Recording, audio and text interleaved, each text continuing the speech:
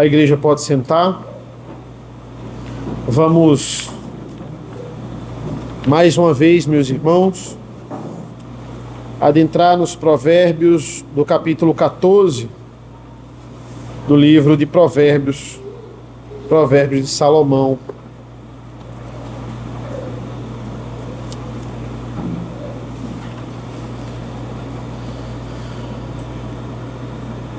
Eu vou ler inicialmente os provérbios dos versículos 20 e 21 do capítulo 14.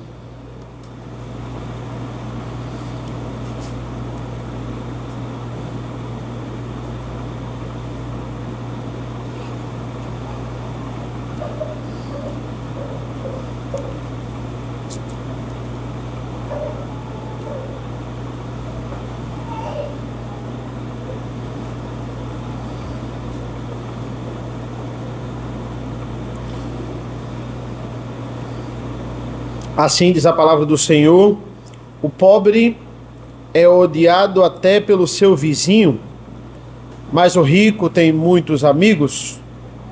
Quem despreza o seu vizinho peca, mas o que se compadece dos pobres é feliz. Senhor nosso Deus, nosso Pai, nos abençoa nesta manhã, para que tuas verdades mais uma vez possam penetrar na nossa mente e no nosso coração. Nos abençoa, nos instrui, nos capacita, para que teu evangelho seja vivo nessa igreja mais uma vez. É isso que nós pedimos e agradecemos em nome do teu filho amado Jesus. Amém. Amém. Irmãos, existia um líder da Revolução, na verdade o principal líder da Revolução Francesa. O nome dele era Robespierre, Maximilien Robespierre. Toda vez que você estudar sobre a Revolução Francesa, você vai saber sobre este homem. Um homem responsável por matar mais de 40 mil pessoas no período do terror e do grande terror na Revolução Francesa. O grande terror foi a última fase ali daquele momento. Só que em julho de 1794, já considerado por alguns do parlamento como louco, Robespierre ele lança um feriado que é chamado do Dia da Sabedoria, o culto à razão, onde ele literalmente vai obrigar os franceses a adorarem a razão, porque ele era um grande religioso, na verdade, mas ele não adorava a Deus, ele adorava a sabedoria humana. Ele era um homem que era chamado de o pai da retórica. Nenhuma resposta de Robespierre era sem uma referência ou sem palavras bonitas. Ele sempre tinha uma resposta para tudo. As pessoas olhavam para ele e diziam: este é um dos homens mais sábios do mundo. Mas essa sabedoria era uma sabedoria totalmente absurda nos padrões bíblicos. E isso foi concretizado com a sua morte. Robespierre, quando morreu, ele cometeu um erro tático. Já no auge da sua loucura, em julho de 1794, ele vai dizer que tinha alguns nomes para guilhotinar dentro do parlamento. Só que ele não diz os nomes, ele diz: olha, tem gente aqui dentro do parlamento que eu vou guilhotinar, mas eu não vou dizer hoje, eu só vou dizer amanhã. Todo mundo no parlamento, pensando que poderia estar na lista mortal de Robespierre, todos votaram em guilhotiná-lo. No outro dia, quando ele foi falar os nomes, ele não pôde nem abrir a boca. As pessoas pegaram ele e o guilhotinaram. Como é que um homem tão sábio, ele comete um erro tão notório? É claro que ele iria morrer. Robespierre queria ser um herói, o herói da Revolução, mas foi um dos primeiros líderes a morrer. Teve alguns que ele matou antes, mas ele foi um dos primeiríssimos da Revolução a morrer. Por que eu introduzi sobre Robespierre, irmãos, e me fez lembrar esses provérbios sobre esse personagem histórico? Porque hoje nós vamos falar sobre prudência. Hoje nós vamos falar sobre planejar a nossa vida e como entender o fato de Deus dar a algumas pessoas grandes recursos, muitos bens, e a outros não dá tantos bens assim. Como administrar essas coisas, ser prudente e lidar com essa verdade. Deus nos dá muitas bênçãos. E a verdade é o que eu falei aqui. Ele dá muitos bens para uns e dá algo que seja totalmente, talvez até limitado para outros. Nós sabemos que essa é a verdade, os decretos de Deus. Mas, irmãos, qual é o bem mais precioso que Deus poderia nos dar? Será que são bens materiais? Será que são riquezas? Provérbios diz que não. Provérbios constantemente para a gente está dizendo que o verdadeiro tesouro é de fato sabedoria. Sabedoria, em muitos provérbios ele vai dizer, é uma coroa.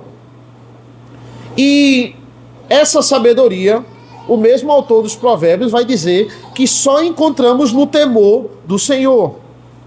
O filho só vai encontrar a sabedoria do pai e ele só vai entender e aplicar aquilo que o pai está falando se ele respeitar o pai. E respeito envolve temor. Não tem para onde correr. Numa turma de escola, quem aprende mais é a turma que respeita mais o professor. Porque a turma que não respeita tanto, o professor gasta muito tempo pedindo silêncio, pedindo para a turma ficar calada, e isso leva tempo. Tempo de conteúdo. Tem turmas que, para eu terminar um assunto, é muito difícil. Tem turmas que eu termino o assunto e ainda sobra tempo. Já vou adiantar outro assunto, porque a turma ficou calada e deu para a aula fluir. O maior aprendizado vem com o maior temor, vem com o maior respeito. Temor e respeito andam juntos. E sabedoria é mais importante do que dinheiro. Sabedoria é mais importante do que bens. Se você puder ter sabedoria e dinheiro, isso não é pecado. Isso não é nenhum problema. Se Deus lhe concede sabedoria e uma vida financeira aliviada, isso certamente é uma grande bênção. O grande problema do mundo, irmãos, é sempre atrelar sabedoria a ter muito dinheiro. No sentido de que, se você chega numa determinada idade da sua vida, você não tem muito dinheiro, é porque você não foi sábio. O mundo atrela isso.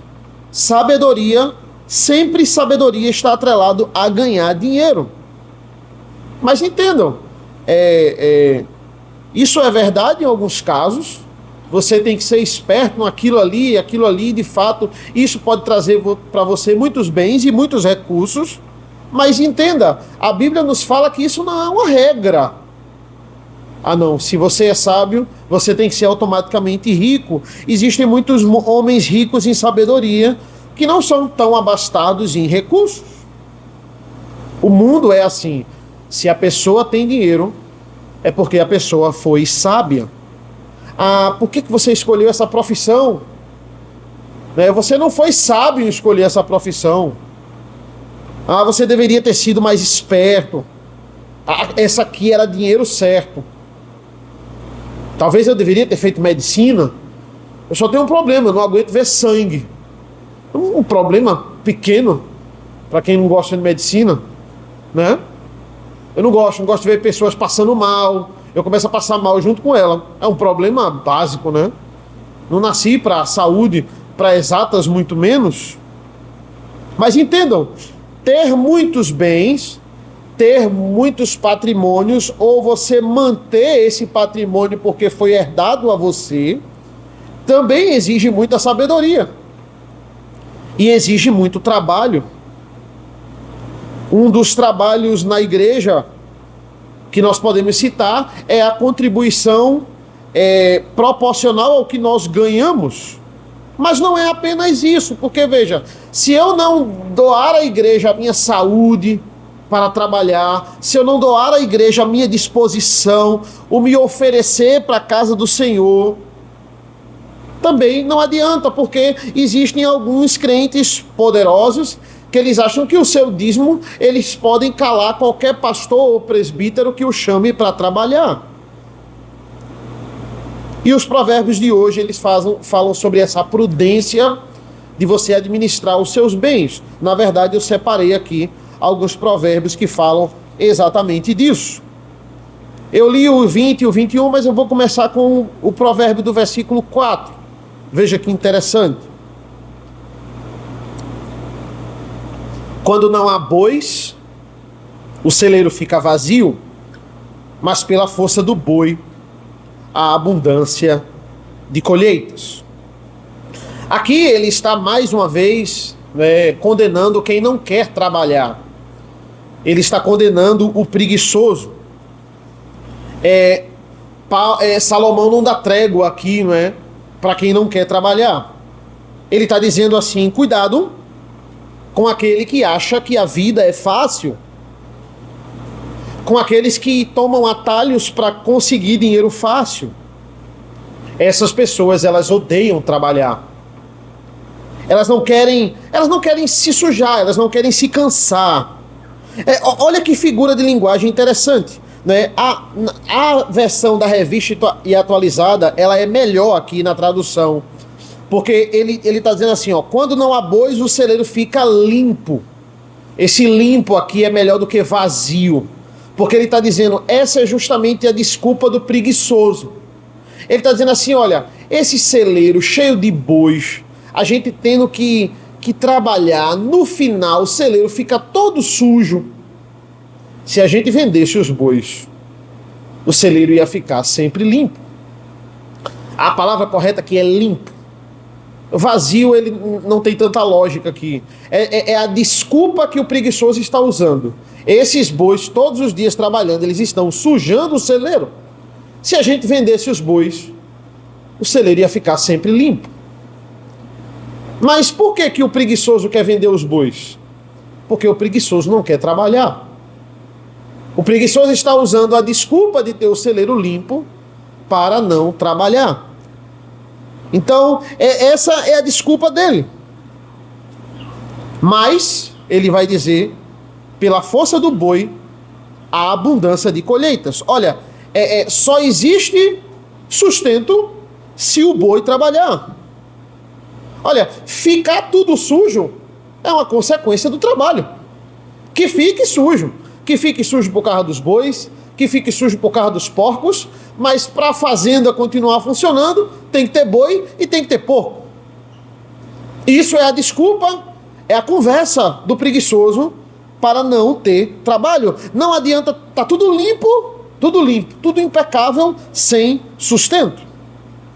Isso aconteceu muito na antiguidade. Alguns fazendeiros que achavam que já tinham o suficiente para sobreviver, para manter tudo limpo e impecável, vendeu todos os animais da sua linha de produção. Todos os bois, trocou os bois por cachorros de rico, cão de rico e gato bonito, trocou camponeses por serviçais e agora vivia na ostentação e no luxo. Alguns deles, que não souberam planejar os seus bens e não entenderam aqui a sua aposentadoria, eles perderam tudo. Eles foram à falência. Por quê? Porque é melhor tudo sujo e ter o sustento, depois limpa, todo dia limpa, do que tudo limpo e impecável. Olha, esse aqui é a figura perfeita do preguiçoso que quer viver de aparência.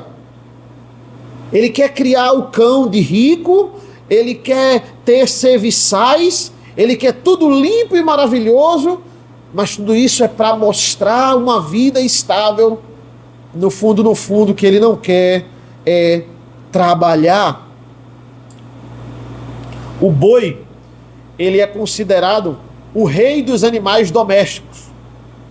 Por que isso? Porque ele é o animal mais forte que é fácil de domesticar para o trabalho. Esse é o boi. Ou seja, se você for um fazendeiro e você tiver muitas cabeças de gado, você vai ter sempre força pesada para trabalhar. Muitas cabeças de gado quer dizer muita produção e, consequentemente, muita riqueza. O vigor do boi vai lhe sustentar, vai lhe dar bens. Não tem para onde correr. Na força do boi, a abundância de colheita. Imagina uma empresa, você faz uma empresa. Felipe tem dois consultórios de odontologia.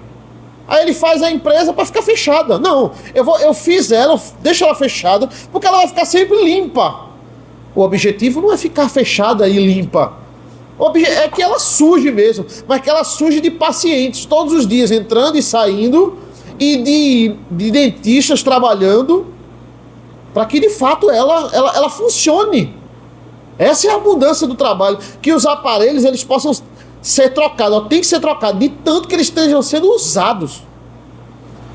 É aí que vai se encontrar o trabalho. Lá na Academia Cristã, está tendo um grande desafio agora, que é fazer mais salas lá no ensino médio. A diretora pediu para a gente orar por isso essa semana. Tem que fazer mais salas, porque vai ter que duplicar, tem que aumentar mais um andar, e tem que ver, porque não vai dar tempo. E ela pediu oração, realmente está muito angustiada com isso, lá na sede do médio. Aí eu cheguei para ela e falei, olha, isso é um problema bom. Existe problema ruim e o problema bom. Esse é um problema bom, que esse seja sempre o nosso problema. Tem que ter mais espaço, porque tem muito aluno. Problema ruim tem que vender algum dos lugares lá, porque tem pouco aluno. Esse é um problema ruim. Problema bom tá faltando espaço. Problema bom tem muita gente aqui, a gente precisa ir para outro lugar. Esse é um problema bom. Né? A gente vê, poxa, tem muita gente, agora realmente a gente precisa ir para outro lugar. Isso é um problema bom. Esse é um problema que vai exigir o quê? Nós sentarmos, pensarmos, trabalharmos para resolvermos. É um problema que o trabalho resolve. Que esses sejam os nossos problemas, irmãos. O preguiçoso não quer esse problema. É isso que ele está dizendo. Ele quer o celeiro limpo. É a desculpa para ele não trabalhar. Não adianta a desculpa dos preguiçosos. Esse provérbio combina muito com um provérbio do versículo 23, que fala sobre a mesma temática. Diz assim: em todo o trabalho há proveito, meras palavras, porém, levam à pobreza. O preguiçoso, essa é uma das grandes características dele. Ele é muito conversador. É um homem que sabe fazer promessas, tanto é que a maioria deles está na política. Porque ele é bom de conversa. Ele é bom de promessas. Todo período de chuva, nós vamos para a coletiva de imprensa. O que é que vai ser feito? Olha, a gente não esperou que ia vir essa quantidade de chuva. É o mesmo discurso, sempre é o mesmo discurso. Ele copiou e colou o discurso do ano passado. Eles são muito conversadores. Eles são cheios de promessas. A culpa é sempre do outro. Por que não foi feito? Por que não foi investido nisso? A culpa é sempre do outro. Essa é uma grande característica do preguiçoso. O trabalho dele é se manter não trabalhando. Esse é o trabalho dele. E é um trabalho árduo. É um trabalho difícil, porque muitas pessoas vão conversar com ele, vão querer oferecer emprego, e ele vai ter que ter muitas histórias, ele vai ter que ter muitas conversas para driblar essas pessoas. É um grande trabalho. Geralmente o preguiçoso, ele sabe falar muito bem, tem sempre bons argumentos. Ele diz, olha, essa é um clássico do preguiçoo. Isso aqui não é a minha área, eu sempre estou procurando. Mas você está fazendo o quê? Não, eu estou espalhando currículo. Ele está 10 anos espalhando currículo. Ele está 20 anos espalhando currículo. Você há 20 anos pergunta a ele, ele está espalhando currículo. Não, isso aqui, você ganha, por exemplo, você ganha quanto? Você na sua área ganha muito pouco. Eu em casa, fazendo isso aqui, ganho a mesma coisa. É isso que ele vai falar. Meras palavras, porém, levam à pobreza. O que é que o pai está dizendo para o filho? Filho, eu não quero você parado. É isso que o pai está dizendo para o filho. Eu não quero você ocioso. Eu quero você sempre em atividade. Eu quero ver você se sustentando. Eu quero ver você saindo do seu lugar, indo atrás das suas conquistas. Corra atrás. E é no trabalho que vão surgir as oportunidades. Matthew Henry, toda vez que ele aplica sobre esses provérbios relacionados à prudência, a sustento, a você usar a sabedoria para sustentar, ele sempre fala da família. É interessante, ele sempre aplica com a família. Ele vai dizer, olha, sua família vai ser a primeira a sentir por causa da sua vontade de não trabalhar. Os seus filhos vão perecer por causa da sua vontade de não trabalhar. O conversador, o preguiçoso, ele sempre vai ser um conversador. Ele vai enrolando as pessoas. E muitos que trabalham não sabem identificar quem não trabalha. Se soubesse, não, eu sei, eu sou uma pessoa trabalhadora, eu sei identificar o preguiçoso, não sabe. Se soubesse, não estariam no poder pessoas que não querem trabalhar. A maioria de quem está no poder nesse país não quer trabalhar. Ela trabalha para não trabalhar. Ela trabalha para fingir para você que está trabalhando. Mas são os mesmos discursos, são muitas promessas. E nenhum trabalho. E o povo perece por causa disso. O pai está dizendo, eu não quero você ocioso, eu quero você em plena atividade, eu não quero você murmurando sem trabalhar, eu quero que você trabalhe. Versículo 20, o pobre é odiado até pelo seu vizinho, mas o rico tem muitos amigos. Ele está falando aqui sobre as consequências de um mundo naturalmente interesseiro. Ou seja, é um mundo que ele só vai gostar de você se você tiver algo a oferecer. Ele está dizendo aqui, o que ele está dizendo aqui não é necessariamente uma coisa certa, mas ele está dizendo que é uma consequência da nossa realidade. O pobre, ele é odiado até pelo seu vizinho, enquanto o rico, ele tem muitos amigos. As pessoas não confiam naqueles menos abastados, digamos assim. Até um que é pobre, ele não quer que o seu filho brinque com o outro filho pobre. Não, ele vai influenciar ele para o mal. Um não confia para o outro. Não se enganem, meus irmãos. O mundo não pensa no menos abastado. O mundo não pensa no pobre. Isso é apenas uma fachada, isso é um grande engano. Nenhum sistema de governo, ele pensa no pobre. O socialismo não pensa no menos abastado. É apenas uma fachada para ganhar as massas. O que eles querem? Qualquer sistema de governo que não tenha fundamentos em princípios bíblicos vai explorar o pobre. Porque esse é o refrão desse mundo, é interesse. O que guia esse mundo é o que eu posso oferecer às pessoas. E por que o rico tem muitos amigos? Porque ele é rico. Porque ele tem muito a oferecer. As pessoas querem estar perto de pessoas que venceram na vida e tem muito a oferecer a elas. Tem oportunidades a oferecer a elas. E existem, por outro lado, as pessoas que precisam dessa oportunidade, sobrevivem da benevolência dos outros. Existem muito mais do que os ricos, inclusive. O provérbio diz, olha, o rico sempre vai ter mais amigos, porque o rico oferece mais às pessoas. Existem aqueles que trabalham com orçamento limitado, e muitas vezes, por exemplo, Paulo, lá em 2 Coríntios, ele vai dizer, olha, a necessidade do próximo é a chance criada por Deus para aqueles que têm em abundância, sejam benevolentes. É uma das coisas que ele vai convencer os coríntios a doarem lá para os macedônios e para as igrejas. Olha, é a chance que Deus está dando àqueles que têm abundância, em abundância, serem benevolentes. Mas o versículo 20 vai dizer: a base desse mundo é o interesse. O rico sempre vai ter muitos amigos, porque ele sempre tem muito a oferecer. E nós precisamos andar na contramão disso. Nós não podemos aceitar essa realidade aqui. Nós podemos aceitar no sentido de entendê-la. Eu vivo nessa realidade, mas eu não posso agir segundo esse padrão aqui.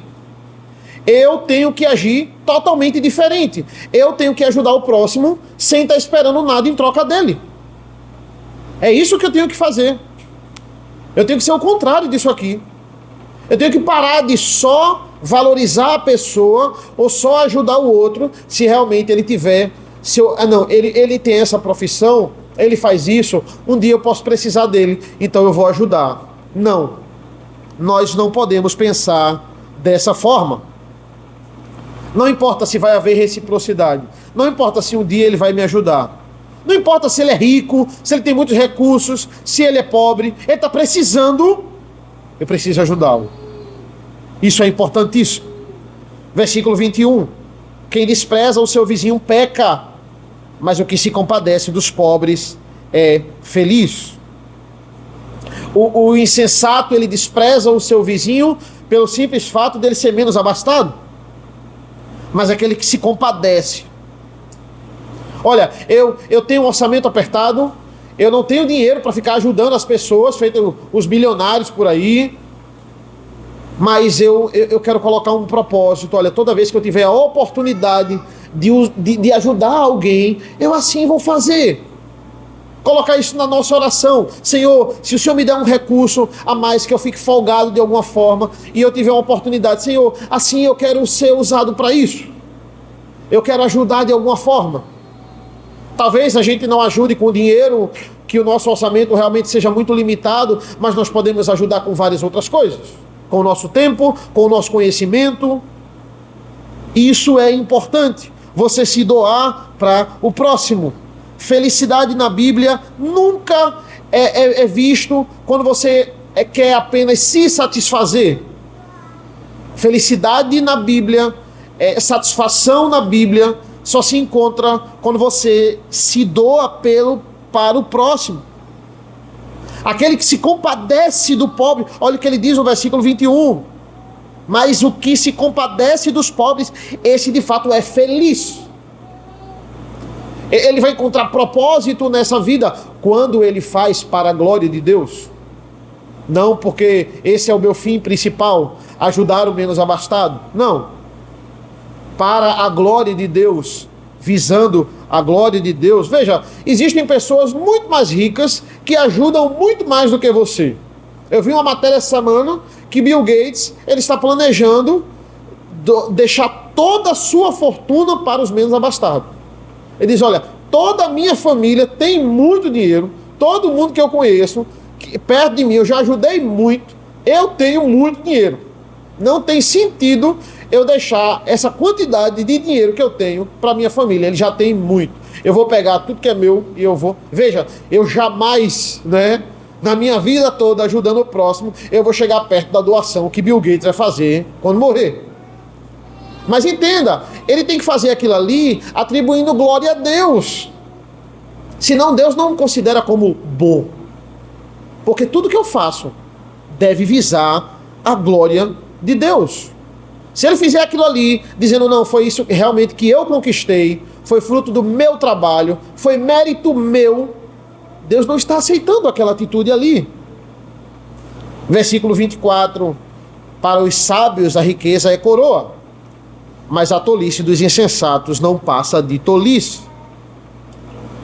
Ele está exaltando aqui a sabedoria como riqueza. Você pode não ter dinheiro, ou dinheiro como alguém, mas se você é sábio, a Bíblia fala, você será respeitado. Esse respeito não é reconhecimento, você vai ficar em evidência, não. O que essa coroa aqui É porque as pessoas vão seguir as suas palavras, elas vão ouvir o que você fala, porque essa sabedoria é verdadeira riqueza. Se Deus lhe faz sábio e rico, louvado seja Deus por isso. Você tem uma grande responsabilidade. Se você tem muitos recursos, você tem que ter muita sabedoria para administrar esses recursos. Tudo que Deus lhe dá, você deve pedir a Ele sabedoria para administrar isso aí. Mas Ele diz, olha, a verdadeira coroa mesmo é a sabedoria que você tem. E muitas pessoas crentes, muitas pessoas sábias, elas sabem usar esses recursos para a glória de Deus, e Deus os abençoa. Louvado seja Deus por isso. Versículo 31. Quem oprime o pobre insulta aquele que o criou, mas o que se compadece do necessitado honra a Deus. A Bíblia fala, quando você oprime o pobre, você não está comprando briga com o governo A ou B. Porque o sistema de governo A ou B, ele não se importa realmente com o pobre. Quem se importa com o menos abastado sou eu. Quando você oprime o pobre, você compra uma briga comigo. É isso que Deus está dizendo aqui. Quem humilha o menos favorecido, ele zomba de Deus. E Deus não permite ser zombado. Uma das coisas que desonra a Deus é isso. Você quer honrar a Deus? Ajude quem precisa de ajuda. Faça o que estiver ao seu alcance para se doar pelo próximo. Isso é honrar a Deus. Quando você se compadece das pessoas que Deus separa para você. Deus separa pessoas para você cuidar. E Deus também separa pessoas para cuidar de você. É assim que Ele faz. Deus não faz ninguém autossuficiente. Eu tenho tudo. Eu tenho riquezas, eu tenho saúde, eu não tenho problema de nada. Não. A gente sempre está precisando de alguma coisa. A gente sempre está, olha, eu tenho que ligar para fulano, eu tenho que conversar com fulano. Você, eu, nós não somos autossuficientes. Cristo prestou o maior serviço para nós. Cristo morreu na cruz do Calvário. Eu jamais vou fazer o que Jesus fez por mim para alguém. O meu sacrifício não é capaz de expiar os pecados de ninguém. Mas entenda, Deus não está pedindo isso a mim nem a você. Deus, inclusive, ele enviou seu filho porque ele sabia que era o único capaz de fazer isso. O único capaz, com a sua vida de obediência e santidade, cumprindo a lei, nos livrar do inferno. Ele, pelo contrário, ele sabia disso. E, inclusive, no primeiro ato de pecado, ele já promete o Messias. Ele já promete aquele que iria esmagar a cabeça da serpente. Ele já faz isso e ele não está mandando ninguém fazer isso. Mas tem coisas que está ao nosso alcance. Tem coisas que Deus nos dá capacidade para fazer. E amparar o necessitado é uma delas. Se compadecer do mais fraco, é isso que o provérbio está dizendo. Ele está dizendo, isso também é honrar a Deus. Se eu posso ajudar uma pessoa e eu não ajudo, eu estou desprezando essa pessoa. E esse desprezar é uma forma de opressão. E se eu estou oprimindo o pobre, eu estou ofendendo a Deus. O Senhor Jesus é o nosso maior exemplo de trabalho, irmãos. Jesus trabalha até hoje. Ele está intercedendo por nós. Deus trabalha ouvindo as nossas orações e executando tudo o que Ele decretou. O Espírito Santo trabalha muito, lutando contra a nossa natureza pecaminosa. O trabalho do Espírito Santo é literalmente uma luta, regenerando as pessoas que Deus separou e o Filho morreu. Todos trabalham, o trabalho não para. Veja, é interessante o versículo 6, mais um provérbio. Ele vai dizer assim: o zombador procura a sabedoria e não a encontra, mas o sábio adquire o conhecimento com facilidade. Ele constantemente levantou para a gente que o zombador, o ímpio, ele não busca a sabedoria, ele despreza a sabedoria. Mas agora ele está dizendo que o zombador procura a sabedoria e não encontra. Como assim, né? Ele procura a sabedoria ou ele não procura? Ele procura, mas ele procura para satisfazer os seus próprios interesses. Então ele não procura, porque essa sabedoria é para servir o próximo. Quando ele busca para os seus interesses, ele não acha a verdadeira sabedoria. Ele só procura para se achar mais. Ou seja, ele procura, mas não procura. Ele procura, mas não acha, porque ele procura pela motivação errada. Ele sempre vai procurar pela motivação errada, mas o sábio, ele adquire com facilidade. É aquela pessoa, irmãos, poxa, como essa pessoa pega rápido isso aqui. Não tem aquela pessoa no seu trabalho, em algum setor, que você demora para pegar, essa pessoa já pegou. Que facilidade, né? Essa pessoa tem uma aptidão para isso aqui. Ela tem uma facilidade para isso aqui. Olha, se eu perguntar a ela, eu sei que ela já sabe. Porque ela pega as coisas rápidas. Isso acontece na escola, isso acontece no trabalho, acontece em casa também. O que é que ele está dizendo? Ele está dizendo, olha, você vai ser assim com a palavra de Deus. Você vai pegar rápido uma heresia, uma ideologia errada que alguém está querendo empurrar para você. Você vai pegar rápido, você já vai saber, você vai ter facilidade. Se você buscar essa sabedoria da forma correta, você vai ter facilidade no manuseio das ideologias erradas, das heresias, das coisas que querem lhe afastar desse verdadeiro conhecimento, por causa da familiaridade que você vai ter com essa sabedoria. Você vai olhar e vai dizer heresia. Você vai olhar e vai dizer, isso aqui, esse papo aqui está todo troncho, está tudo errado. Essa é a facilidade que o sábio vai ter. A Bíblia não nega. O zombador busca essa facilidade. Ele queria ter essa facilidade, mas ele não usaria de forma prudente, porque ele não usaria para glorificar a Deus. Nós precisamos entender a função do nosso trabalho. Trabalhamos como Cristo trabalha. Trabalhamos para agradar o Pai. O que eu faço para agradar o Pai? Esse é o foco. Quando o Tiago vai dizer, busque sabedoria e eu dou com generosidade, ele não fala isso para todos. É só o salvo que de fato pede e tem essa sabedoria em abundância. O ímpio, ele não consegue ser sábio, irmãos. E ele não está nem aí para essa verdadeira sabedoria. Nós estamos lendo a nossa leitura continuada em Mateus. E os fariseus são o melhor exemplo disso. Eles nunca perguntavam, nós estamos lendo, eles nunca perguntavam nada para buscar conhecimento. Porque de fato eles estavam com dúvida, ou eles queriam ter a vida transformada, era só para buscar de alguma forma perseguir a Cristo. Toda a sabedoria que o mundo acha que tem é para perseguir Jesus. Eles queriam ali de alguma forma colocar Jesus numa enrascada, eles queriam testar o Senhor.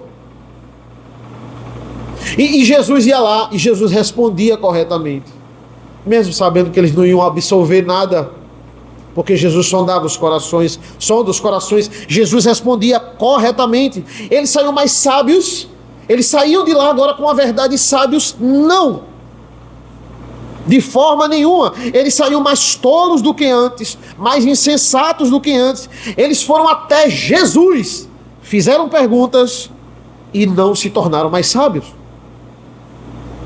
porque não tem para onde correr. Provérbios, nosso refrão 1:17, o temor do Senhor é o princípio do saber, mas os loucos, a adversativa, mais os loucos, eles desprezam a sabedoria e o ensino. É o que diz lá em Tiago 4,3: pedis e não recebeis, porque pedis mal, para esbanjardes em vossos prazeres. O ímpio não sabe pedir, e o ímpio não sabe onde buscar, e do Senhor ele jamais vai receber. Versículo 28. Vamos ver só mais 2 provérbios. E iniciamos. O provérbio do versículo 28 diz assim: na multidão do povo está a glória do rei, mas na falta de povo está a ruína do príncipe. Esse provérbio se parece muito com o provérbio também do versículo 4, porque ele está dizendo assim: olha, o que é um rei sem povo? É a mesma coisa que um pasto sem bois. Um completa o outro. Não serve para nada. Mas agora ele está usando a figura de um rei. O que é um rei? É a posição mais poderosa do mundo. Acima dele só Deus. Ele está dizendo, até o rei, até o homem mais poderoso do mundo, para ele ser rei, ele precisa de servos, ele precisa de súditos, ele precisa agradar o povo. Porque ele tem que ter os servos, e ele tem que, trabalhando para ele, ele tem que ter um exército o protegendo. Ele precisa sustentar esses homens, ele precisa agradar esses homens. Do contrário, ele não vai ter mais o apoio de nenhum deles. Ele deixa de ser rei. Até o rei, ele precisa do seu próximo para ser rei. Quantos reis na história foram assassinados pelos seus súditos, irmãos? Quantos reis? Na Idade Média isso era muito mais comum, na Antiguidade já existia. O castelo ficava no centro do reino. Por que o castelo ficava sempre no centro do reino, a casa do rei? Porque se tivesse uma guerra, o último lugar a chegar era o castelo. Se você chegou no castelo, você já dominou a cidade. Você já chegou no centro da cidade. Então é um lugar mais difícil de invadir. Mas pense no sentido de eu ter súditos revoltados, eu tenho uma guerra civil. Aí é um grande problema para o rei. Por quê? Porque ele tem que ter um exército poderoso para conter uma guerra civil. Ou seja, pessoas que já estão dentro do reino querendo matar o rei. E muitos reis morreram porque acharam que seus súditos jamais fariam isso. Muitos reis morreram porque acharam que seu exército sempre seria leal a eles. E aí pereceram? Pereceram de uma forma fácil. Já estava todo mundo dentro do reino. Foi lá, invadiu o castelo e matou todo mundo do castelo. Não matou só o rei. O rei precisa do súdito. Nós precisamos do próximo. Ele precisa tratar com honra o seu súdito. Nós precisamos sempre pensar no próximo, irmãos. Sempre pensar no outro. Eu não posso ser uma pessoa áspera. Eu tenho que controlar o meu coração nisso. Eu não posso ser uma pessoa chata. Tudo que você vem falar comigo, eu dou um fora. Eu dou uma patada. Em vez de não precisa ser um ímpio para pensar assim, não. Não é só ímpio que é assim, não. Tem muito crente chato. Pastor chato. Tudo que você vem me perguntar a mim, eu dou um fora. Você vem falar comigo, eu me acho superior. O que você vai fazer? Você vai sair dessa igreja? O pastor é muito chato.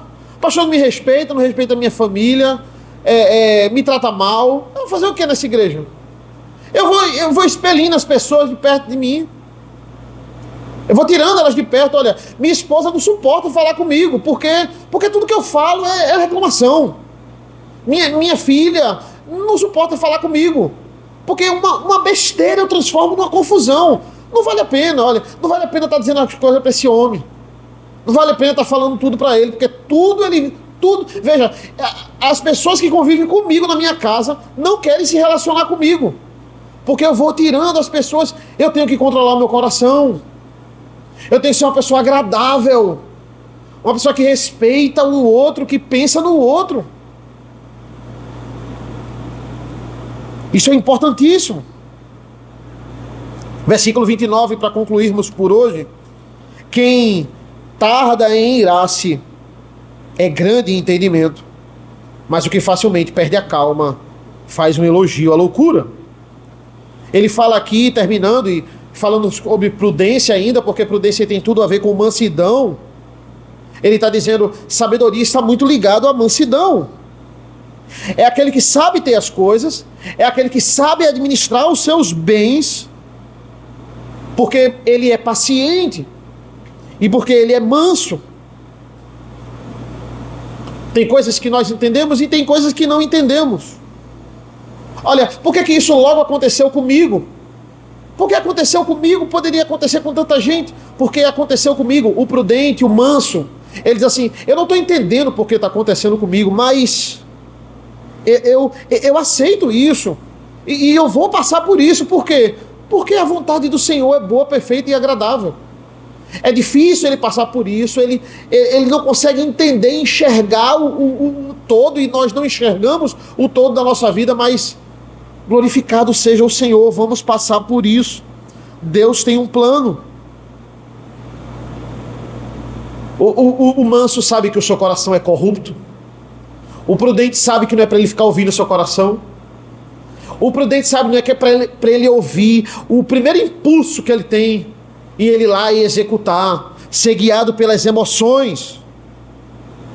O prudente não fica julgando todo mundo, julgando o erro do outro. O prudente tem que sempre, olha, fulano fez isso, mas você é tão bonzinho mesmo. É um exercício que eu faço na minha vida e você deve fazer. Você é tão bonzinho. Olhe para você primeiro. Por quê? Para eu não começar a achar que só os outros erram. Eu não começar a convencer, meu coração não começar a me convencer que só os outros erram. E eu não tenho mais a capacidade, a capacidade de errar. Como a gente pode, irmãos, definir uma pessoa longânima? Esse que é um fruto do Espírito. É a pessoa que é exatamente assim. É a pessoa que ela demora. Veja, ela se ira. Ela pode se irar, porque a gente pode irar sem pecar. É muito difícil, mas pode acontecer. Mas se ela se irar, ela tem uma excelente justificativa para isso. Você olha a história dela e diz, não, realmente precisou isso aí mesmo. Porque aconteceu isso, isso e isso. E ela pensou muito para fazer isso. Ela não fez por impulso. Realmente, essa atitude aí foi necessária. Mas aquela pessoa que ele vai dizer aqui, ó, o que facilmente perde a calma, esse faz o elogio à loucura. Qualquer coisa ele perde a calma. Qualquer coisa ele perde a paciência. Olha que interessante, irmãos. É um adiantamento dos provérbios, mas esse tem tudo a ver. Ele até faz uma ponte aqui com esse provérbio, quando ele fala do 29. Provérbio 16:32 vai dizer assim: é melhor ter paciência do que ser herói de guerra. O que domina o seu espírito é melhor do que aquele que conquista uma cidade. Calma. Na era aí dos heróis, não é? Como assim não é melhor ser um herói de guerra? O paciente é melhor do que o herói de guerra. Olha, olha que provérbio profundo. Aquele que se domina é melhor do que aquele que conquistou uma cidade. Quantas pessoas ele salvou conquistando a cidade? Aquele que se domina é melhor do que o herói de guerra. Por quê? Porque às vezes o herói é o primeiro a morrer, né? O herói é o primeiro talvez que morra à toa. Quantas pessoas, por uma simples atitude ali de, não, eu vou mostrar que eu sou, elas vão lá e elas morrem. Até para serem lembradas como heróis. Como mártir, na era dos mártires, no primeiro século, tinham pessoas que queriam estar à frente assim, para serem lembradas. E olha aí, não foram. O provérbio diz assim, é melhor ser paciente. É melhor ser longânimo. O que lutou para sobreviver na guerra, no final ele está vivo. Ele não está falando de ser covarde. Ele não está dizendo isso. Ele está dizendo, olha, o herói, ele morreu. Ele morre no primeiro dia da guerra. Eu vi um testemunho do pastor Paulo falando um pouco sobre isso, falando um pouco sobre esse contexto aqui do provérbio. Ele vai dizer, olha, na pandemia, a gente abria todo domingo, mas a gente não ficava espalhando pelos 4 eventos que estavam abertos. Porque a gente não queria ser o herói. A gente queria ser uma igreja aberta. A gente fechou naquele momento lá do ápice, mas a partir do momento que a gente abriu e depois mandaram fechar de novo, a gente não fechou mais. Mas a gente não ficou espalhando, ele disse, como algumas igrejas que fizeram questão e levaram multa. Ele não. A gente abriu, a gente dizia por membro, ele disse, o problema é que os membros diziam para os outros membros das igrejas fechadas. Aí lotou, chegava, estava lotado a igreja. Mas a gente não foi dar uma de para manchete e dizer, vamos abrir, estamos contra o governo. Não. O herói morreu na guerra, o prudente sobreviveu. Muitas vezes precisamos pensar assim, o herói ele ficou conhecido, ele foi o primeiro a morrer. Ele deixou uma família, ele deixou filhos desamparados, ele deixou uma esposa viúva. Será que vale a pena ser herói? Veja, o provérbio não está condenando ser um herói. Ele não está dizendo, é pecado ser um herói. É pecado você agir assim. Não, ele está dizendo, é melhor ser prudente.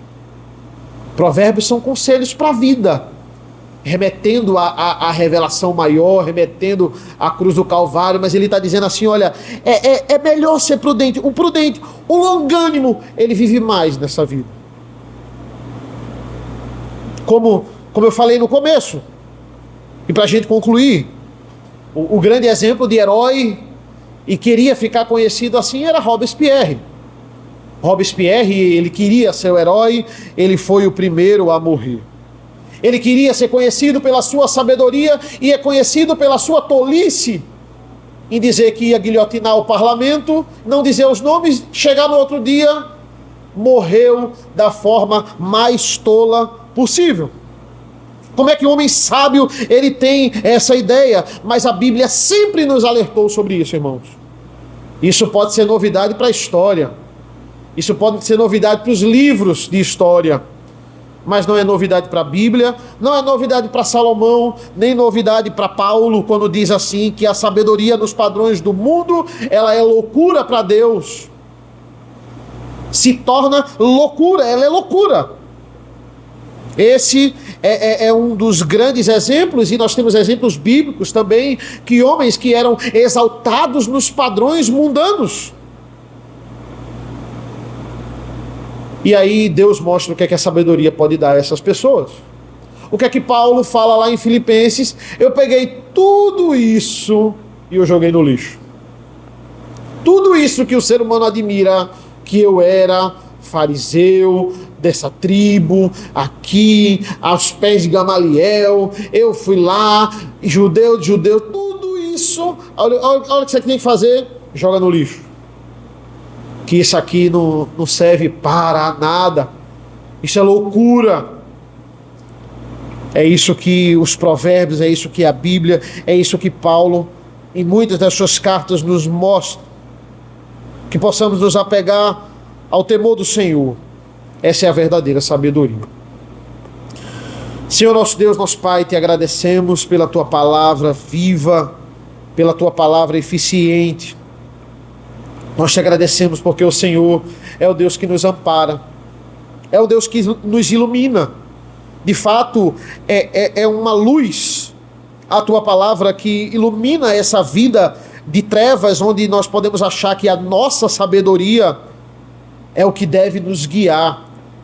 Mas não, nós entendemos através da iluminação do Espírito Santo, que nos faz não apenas lermos essas verdades, mas lembrarmos e aplicarmos nela em nossas vidas.